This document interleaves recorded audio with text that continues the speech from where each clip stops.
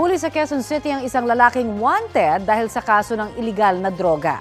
Bistado naman na nakaw ang motorsiklong gamit ng isang sinitang rider dahil wala siyang suot na helmet. Balitang hatid ni James Agustin. Nakasakay sa motorsiklo ang isang lalaki ng sitahin ng mga operatiba na nagsasagawa ng anti-criminality operation sa Barangay Gulod, Novaliches, Quezon City. Kalaunan na diskubre na ang daladala niya motorsiklo, hindi kanya.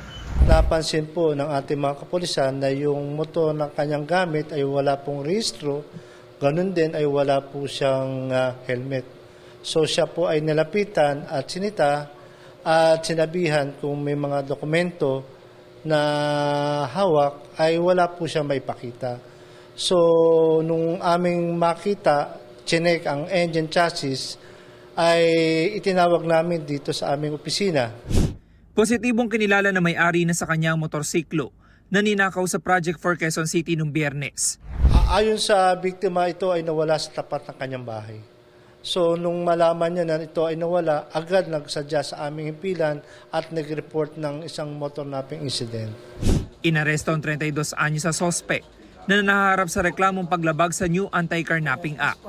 Ayon sa QCPD, dati na rin siyang nakulong sa parehong kaso, maging sa reklamong qualified theft at paglabag sa Comprehensive Firearms and Ammunition Regulation Act.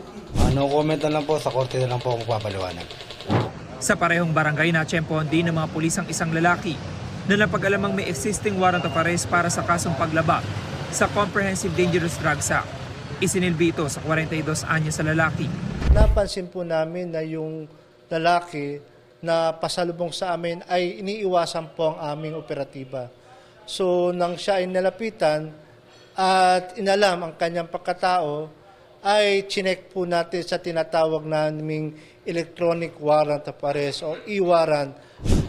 Taong 2019 pa nakasuhan ng lalaki matapos manong mahulihan ng droga sa Quezon City. No comment po, sir. Nakapag-return of warrant na ang pulisya at hinihintay na lang ang commitment order mula sa korte. James Agustin, nagbabalita para sa GMA Integrated News.